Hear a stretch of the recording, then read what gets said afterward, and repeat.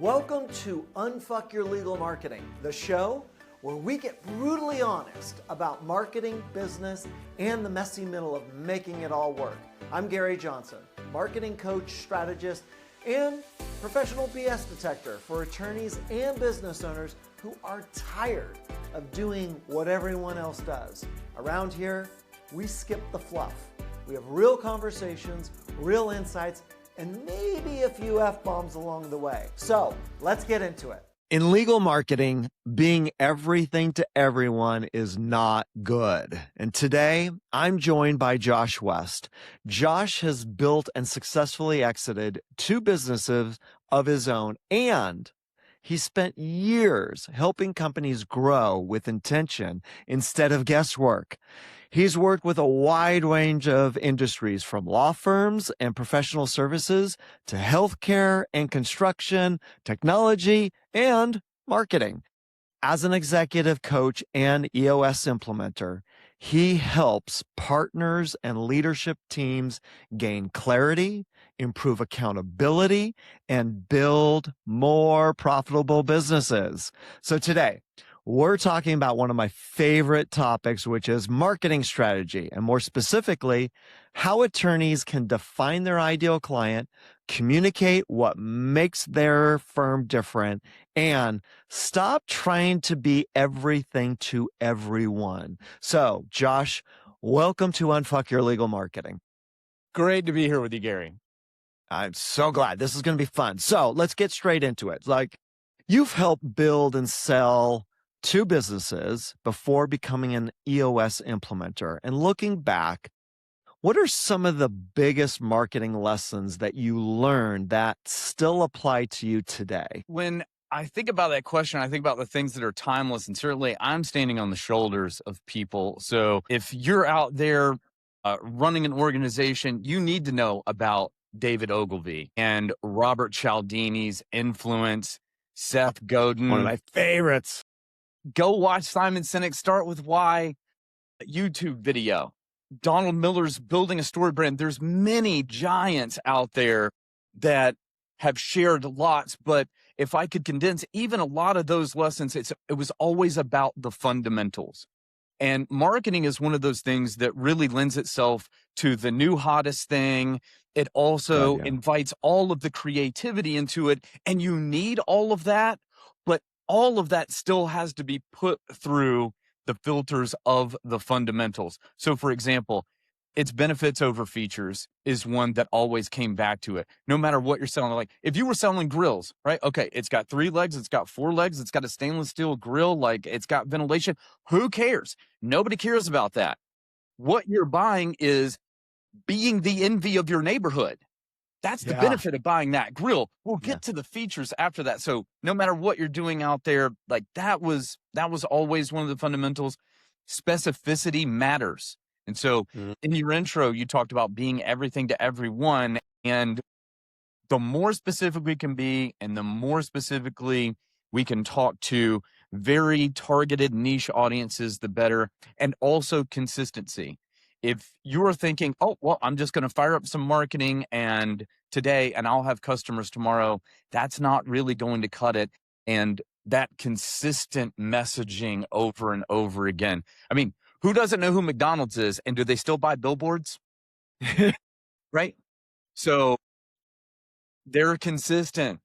And so, I encourage people to go out there and learn from some of the best.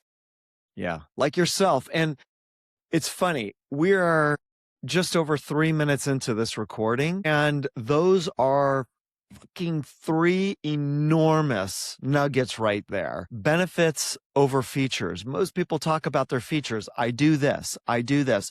I go to court for my clients. I look at their documents. I negotiate. People don't make decisions off of that. They make decisions off of the benefits that they receive. People don't give a shit about your features. They care about the benefits. Now, the features will help clarify those benefits, or it's like, you don't go, oh, you're going to make so much more money. Okay. Like, all right, what are you going to do in order to make that much more money? So you do have to have a feature for that. But most people do, what I found is they talk about feature. I love that you brought that up. And being more specific is such an important element that we're going to get into even more. In consistency. This is where a lot of people fall down on, is consistency. Is they're here today, gone tomorrow, and you're like, what happened? Oh, I got busy. Okay, that's stress. That's fucking stress, So let's get into the specifics. When you say be specific, give me some stories or examples of how being specific is so important for a law firm or for an attorney. So if you're not specific and everything is broad and you're everything to everyone, this is likely to backfire on you because you're giving your competition a bit of an angle on you and an advantage. An example I have is out here, there's a specific law firm. I see their commercials on television, and they specifically help motorcycle riders who've been in an accident, not any accident. So chances are, if I'm a motorcycle rider and I'm seeing that, I haven't been in an accident yesterday or today, but now I am aware of you. And if I ever, and let's hope not, but in the unfortunate case that I find myself in an accident, I'm not likely to pick up the phone and call the attorney that just says, I just help anybody who's been in an accident. I'm going to remember them. And that's very specific to me. Also, in that commercial, they have a client testimonial in it. And that person doesn't look like you, all dressed up, suit, tie. No, they look like they just got off of their bike. Right. So they're being very chaps. specific. Yeah.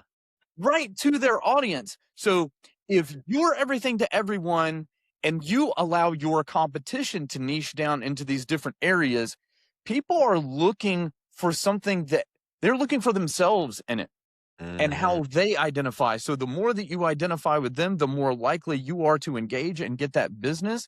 And so I'll answer in the sense of, if you're not being specific, then you're giving everyone else an advantage.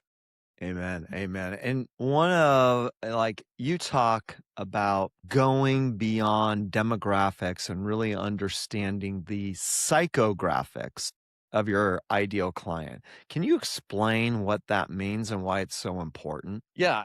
When I'm working with clients, and specifically when we're defining the target market, the ideal customer profile, we talk about the demographic, the geographic, and the psychographic profiles of that target. So the demographic is simply, what are these people? Are they in the C-suite? Are they property managers? Whatever it may be. And in the case of the injured, it's like, have I been injured in an accident? Or am I filing for divorce? Or has someone filed for divorce against me? Do I need to sue someone? Is someone suing me, right? All of those things. And so I find that my clients, it's very easy for them to identify what or who someone is demographically. Geo, usually very easy, takes care of itself. Yeah. But the psychographic is where the real gold is, because now we're talking about what someone believes, what they think, what they value.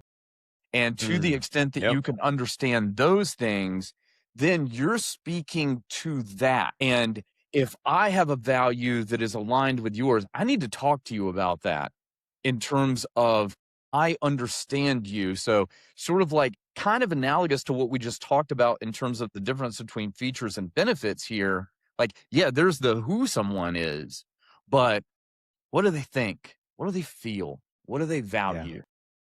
Oh, God, that's so good, because it makes everything so much easier, right? When they have that, one, they're going to be a whole lot more memorable, but the content that they put out is going to be speaking to that psychographic, right? Or to their target market.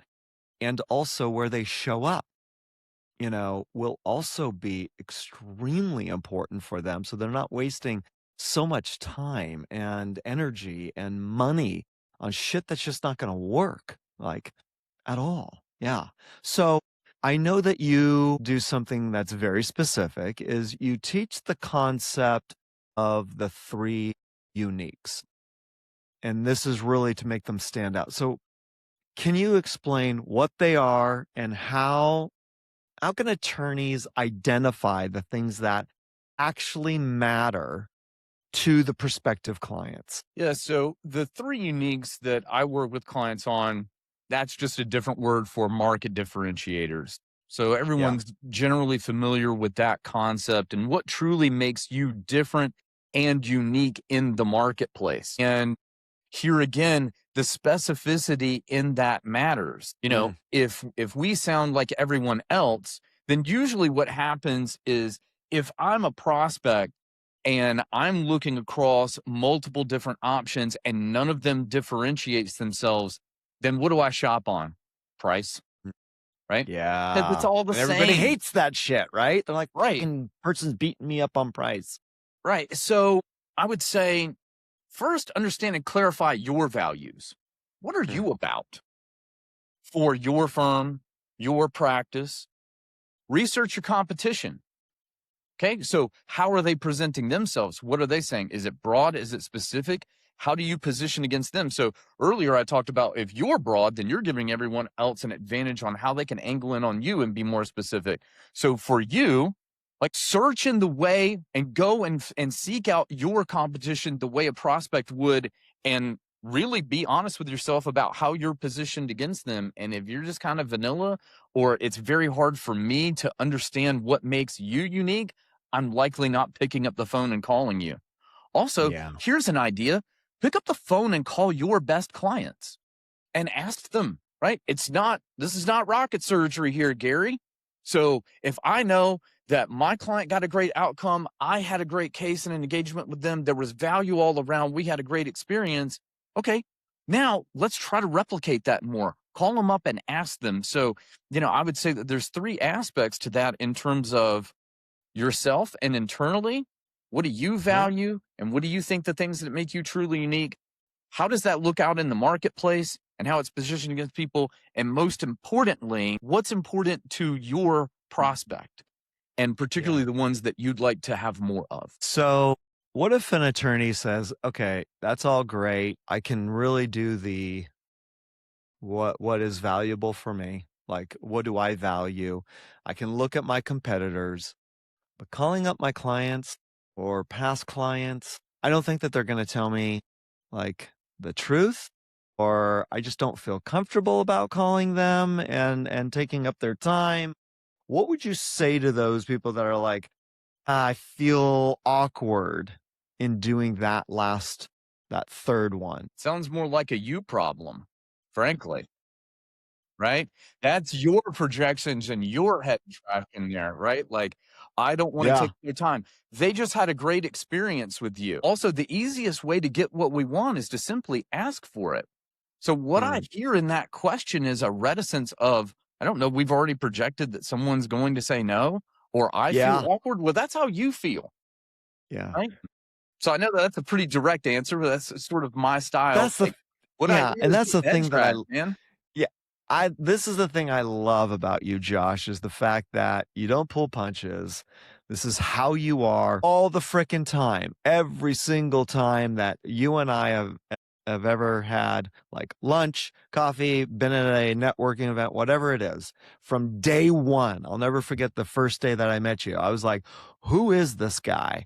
He is very bold. He is very clear. He's very confident. And I'm like I got to get to know this guy, and you hadn't even joined that it was Provisors. You hadn't even joined Provisors at the time. You were still a prospect. And I was like, this guy, like, I like this guy. Like, holy shit. Because you get what you see, you get what you experience in that moment. Like, it's never been what Josh am I going to get today? And I think that goes to being specific, right? You are, and what you value. You value straight to the point. Here we go. Let's not pull punches, because we want the result more than just tell me what I want to hear. And Hmm. I think that speaks to your coaching of how you do this and how you utilize the framework of EOS, which is extremely powerful, to what?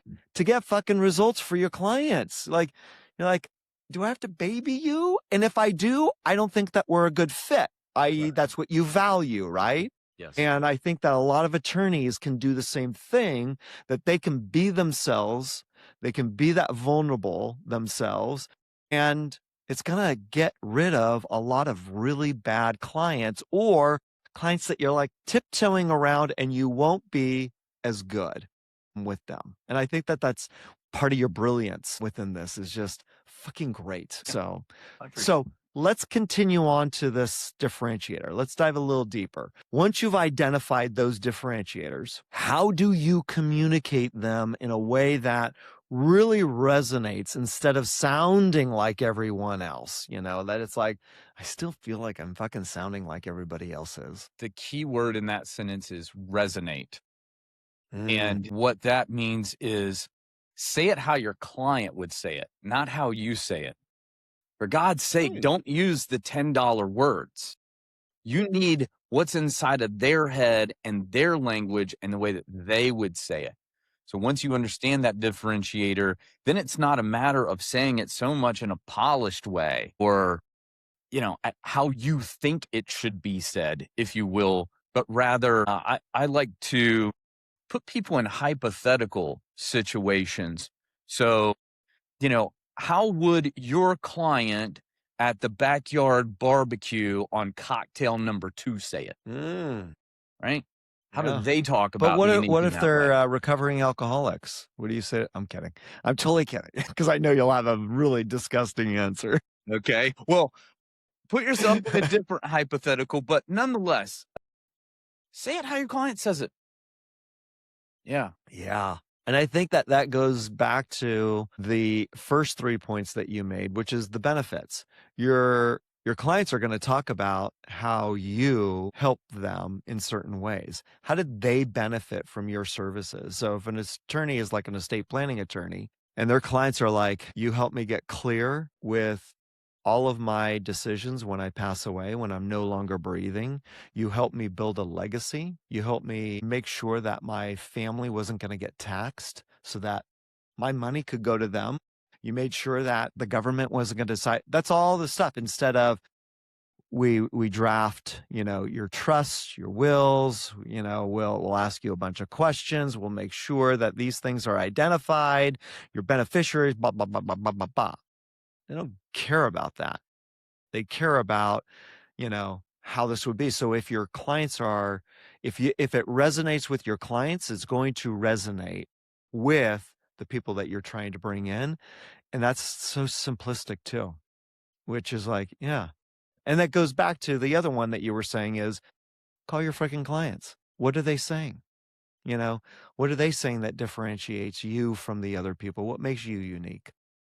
And I think that that's brilliant. Absolutely brilliant. So another concept that you emphasize is having a proven process. Why does showing clients what to expect make a difference? Now, this applies to every industry and every client I work with. I myself have a proven process. And specifically, when we talk about that, that is a simplified one-page illustration. Can you show someone on a piece of paper or in a graphic online the timeline and the journey of what to expect and what it's like to work with you?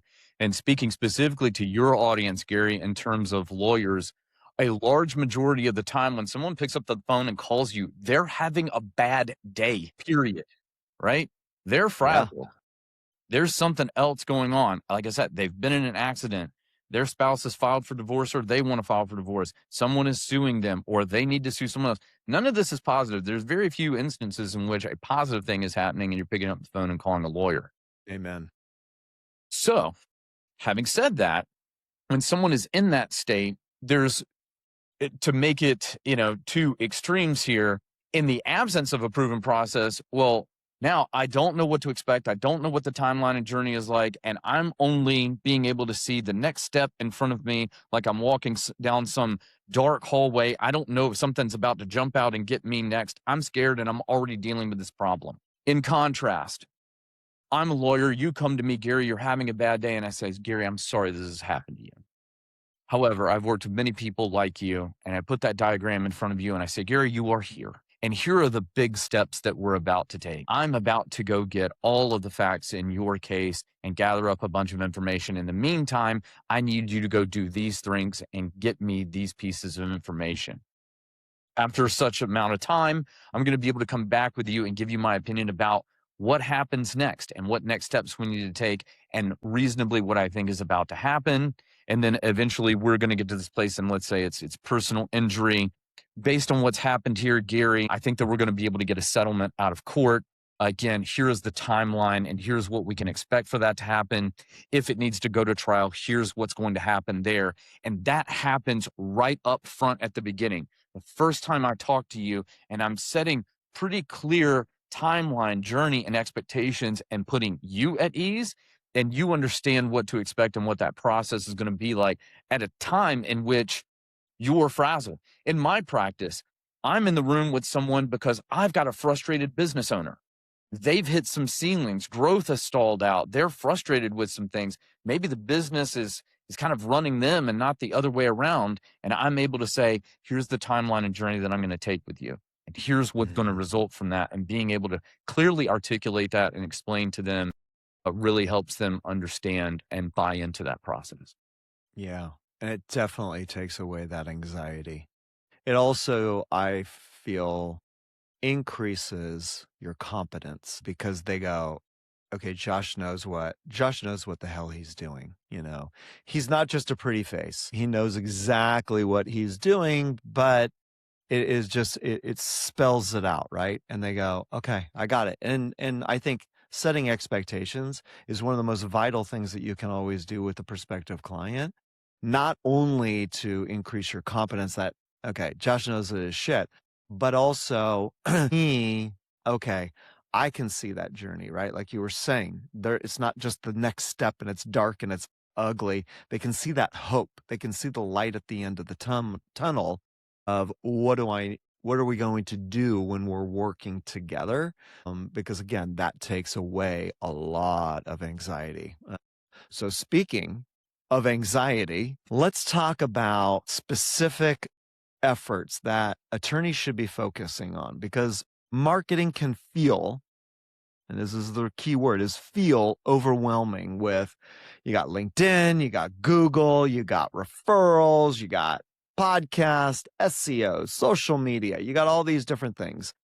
How should attorneys decide where to focus their efforts without feeling just freaking overwhelmed? So there's also a bit of reverse engineering here. So one of the answers to that question is, well, where is your target and how do they find you? Do you understand very clearly when the need presents itself, how they're going to find you? Now, that's different than certainly a brand awareness campaign. So, there's some nuance here, but let's make sure that we understand where they are. So again, we talked about, the shiny object. So if another platform comes out tomorrow, someone's going to swing by the head of marketing's door and be like, well, what's our Snapchat strategy? What are we doing on TikTok? Stop. Are our clients there? Are they in that state of mind on that platform? Like, who says we have to have a strategy for that specific platform? Yeah. Okay. Also, in a way of sort of quelling that anxiety, we don't have to be in all of these different things at once. And frankly, it's probably not helpful because then you are scattered across all of these things. Commensurately, your budget is running thin across all of these different channels. And then it's either on you or someone else on your team to try to keep up with what's happening there. I would focus on just a few channels, and I mean 1 to 3. Let's focus there, run some experiments, understand what's happening, and also give it some time. You've got to be patient here because most of the time, not everybody's always in a buying window. Once we get to some statistically significant data over time, or we even before it's significant, if we start to see some uptick and it's showing some promise and a great return, great. Let's focus there. Let's start to iterate, understand more, start to optimize what's happening in that channel. And then once we have it optimized, then seek to maximize it. So if we're spending this many marketing dollars figuring something out, great. Then once we get something figured out, we can spend this many marketing dollars really pouring gas on that fire. If we're not getting the return, great. You don't need to be there. No one says you do. So, take it one thing at a time and really understand just a few channels of where it's really working for you, I would say, as a way of just kind of calming that down. Don't get caught up in what everyone else is doing. Stay focused on your work. Yeah. And that goes back to your consistency is you got to give it time. You're going to get better, especially if you're running like A/B tests. You're going to get better and better and better and better at it. And as you get better, you'll start to see results. And if you don't, okay, you can bail out, but give it time.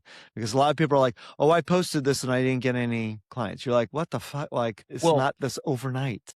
And, to the extent that, we still look at things through a funnel at the top. And when we're talking about awareness, that's where money is leaving your organization. Mm-hmm. And as we get closer to that conversion, that's where money's coming back in. So if I've got to pick somewhere in that funnel to attack, I'm attacking the bottom of it first, and I'm trying to pull the lever on that conversion rate right before the sale rather than worrying so much about the awareness out there in the world. So also, if we've got tight budgets, I would focus there in terms of where we're at in the funnel, and also keep the channels and the campaigns to a minimum. Yeah. Yeah. Amen. No, I totally agree. And that helps them with their confidence. It also helps them with the results and also keeps their expenses down instead of, I'm going to do everything and just be overwhelmed and be marginal, if at that, at all of these different things. So now, if an attorney listening today only had 1 hour this week to improve their marketing, what would you tell them to do first? Okay, Gary, I'm going to cheat a little bit, but I'm a coach. So if you tell me that an attorney's got an hour, my immediate thought is, how do I turn that hour into more time? And here's what I would tell them. Sit down with a pad of paper and think about your best 5 to 10 clients. List them out. And we're going to come back to something I'd said earlier about talking to your clients. And now, once you've got them identified, then there are services out there that you can find that will go and interview your clients on camera in pursuit of testimonial videos. However, there's a lot more information you can get from there. So now go and find that person, retain them. They'll likely have some questions that they normally use, and you'll have the opportunity to add and tweak and things of that nature. And then square it with your clients, but then send them off and get those things set up. That's likely going to take you an hour.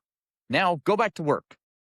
2 weeks later, watch the video, because they're going to be interviewing a client without you present.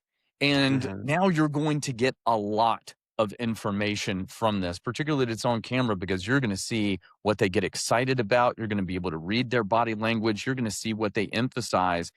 And because these are your best clients, just going through that exercise and seeing them, I think you're probably going to be able to tighten up the demographics that we talked about and be more specific about who your really great clients are. Because here again, we're trying to replicate these people. We want more of them. Also, you're going to understand them greater on that psychographic level. What do they really value? And are there some surprises, some insights that come from that you may not even be aware of that they found valuable? Also, now what you've got is you've got some great collateral. We've got testimonial videos now that we can use. So to the extent that you are in some channels, whether it's just simply on your website and LinkedIn, now we've got great client video testimonials. We can extract those quotes out of there for text somewhere else on the website, etc. And so now we've got a lot better understanding of what's going on. And I know I'm not speaking from theory here. I did this, Gary. I hired someone to go out and interview my clients, and watching the tape back was extremely enlightening. And I'll just share with your listeners one thing that came back unanimously that I had no idea about was everyone talked about how accessible I was between sessions and how generous I was with my time. And I realized that whereas, yes, for me and internally, that's just how I run my practice. And I think about it in terms of I'm your coach 24/7, 365. However, I didn't really make that overt to my clients. And we meet in full day sessions quarterly. And that's when I bill clients. But when you call me on the phone and shit's at the fan and we need to talk something out for an hour, I don't send you a bill for that time. Again, I just think about it in terms of when we're in session. Yeah, there's a bill there and there's transaction, but I'm your coach all of the time. Yeah. And what that changed for me is now I don't talk about what that session rate is, but rather I position it as I'm your coach Yeah. all the time. And on an annualized basis, here's what it's going to cost for me to be your coach. The details of how that gets worked out and when I send you a bill and when you don't are actually inconsequential. And now my positioning is different. And I'm speaking overtly and clearly to something that everyone found important that I was doing, but didn't even know about and didn't make it clear during the sales process. Yeah. It's brilliant. I mean, brilliant. Okay. Last question. What's one marketing belief you think attorneys should let go of if they want to unfuck their legal marketing and grow a stronger practice? Marketing is about them, not you. So that's a broad statement. I mentioned Donald Miller's building a story brand at the top of the podcast, and I'll come back to it. And one of the things he talks about, and one of the mistakes a lot of people make, is they position themselves as the hero of the story when they're marketing. And the reality is that your client is the hero in the story, and they have a goal and a destination that they're trying to get to, but there's all these challenges and obstacles and villains in the way, if you will. And like in all good stories, our hero usually needs a guide, and you're the guide. And speaking specifically to your audience, you're not the hero there to save the day for your client. Your client's the hero in that story, and you're there as the guide to lead them through this very complicated legal process that they're not necessarily educated or an expert about. But here again, it's a slight tweak in the mindset that really makes all of the difference. So if you've thought about yourself as a hero, and some of the things are coming through in your marketing kind of through that lens, and just in the slight details in how you talk about those things, I would change that in a way. You're the guide there for it. Brilliant. Brilliant. Josh, this has been amazing. Like, from the fundamentals of benefits over features, be specific, be consistent. That's the theme throughout this whole podcast. So many great nuggets. I cannot tell you how much I appreciate you and your wisdom that you have. And you're always you. And I fucking love that, And I was like, yeah, you are just you, but that's where your brilliance comes out. If anybody wants to connect with Josh, use his services, because you heard how brilliant he is. And it's just not in this element, it's in other parts of your practice as well. We're going to have all of his contact information in the notes below. So please connect with him for nothing more than fucking entertainment, because he will entertain the shit out of you, yo. And he also has a very successful podcast that he does, and it is also very brilliant too. But Josh, you're freaking amazing. Thank you so much for your time. And I really hope that we can get you back on the show again, because you're just a wealth of information, and I really do appreciate you. Gary, thank you so much for having me on. It's been great to join.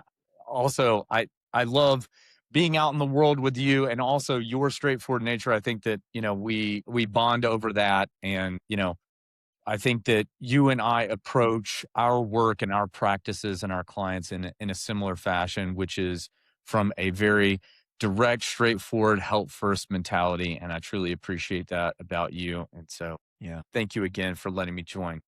You are very welcome, and thank you. So look for our next podcast, which is going to be coming out next week. And Josh, again, thank you very much. That's it for today's episode of Unfuck Your Legal Marketing. If you got a spark of inspiration, learned something new, or at least got a good laugh, make sure to follow, rate, and share this with someone who needs to hear it. Thanks for hanging out with me, and remember, the best marketing is the one that actually sounds like you. See you next time.